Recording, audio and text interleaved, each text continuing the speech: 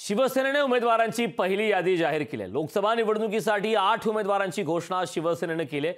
कोल्हापूरमधून संजय मंडलिक यांना उमेदवारी जाहीर करण्यात आली, तर त्यांच्याशी बातचीत केली आहे आमचे प्रतिनिधी सतेज औंधकर यांनी। शिवसेनेकडून संजय मंडलिक यांना कोल्हापूर लोकसभेची उमेदवारी जाहीर झालेली आहे आणि पहिली प्रतिक्रिया जाणून घेण्यासाठी लोकशाही त्यांच्याकडे आलेला आहे। काय सांगाल, काय पहिली प्रतिक्रिया आहे? खरं तर निगेटिव्ह सर्वे होता, मात्र तुम्हाला तरीही या ठिकाणी उमेदवारी जाहीर करण्यात आलेली आहे।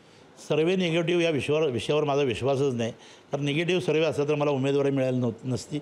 आत्तासुद्धा माझ्याबरोबर अनेक खासदारांची उमेदवार म्हणून निवड केली, त्यांचासुद्धा सर्वे निगेटिव्ह दाखवत होता।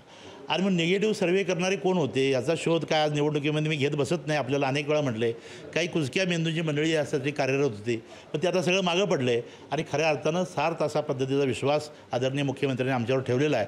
तो विश्वास सिद्ध करून दाखवण्याची जबाबदारी आता आमच्यावर आहे। खरं तर प्रतिस्पर्धी उमेदवार हे शाहू महाराज असणार आहेत।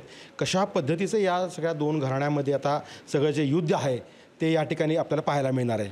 माझी आपल्या माध्यमांना विनंती आहे, दोन घराण्यातले युद्ध नाही, त्या महाराजांच्या सगळ्या कुटुंबियांच्याबद्दल प्रचंड आदर आम्हाला आहे, त्यांनासुद्धा आमच्याबद्दल आदर आहे।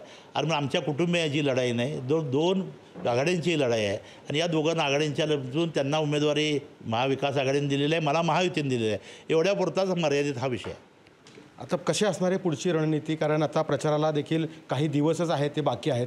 काय नेमकं तुम्ही या नियोजन करणार आहात? प्रचाराचं नियोजन निवडणूक जाहीर झाली म्हणून माझं नाही, मी विद्यमान खासदार आहे। गेल्या 2 महिन्यापासून या मतदारसंघामध्ये सातत्यानं विकास कामांच्या उद्घाटनाच्या निमित्तानं मी फिरतोय। या उमेदवारीची घोषणा औपचारिकता फक्त बाकी होती, त्याची प्रतीक्षा एवढ्यासाठी होती की खऱ्या अर्थानं सर्व पक्षाच्या पदाधिकाऱ्यांना घेऊन त्यांना प्रत्येक गावागावामध्ये जाणं ते थोडं राहिलं होतं, ते काम उद्यापासून सुरू होईल। सतेज औंधकर, लोकशाही मराठी, कोल्हापूर। लोकशाही मराठी, ऐका, पहा, जागरूक रहा।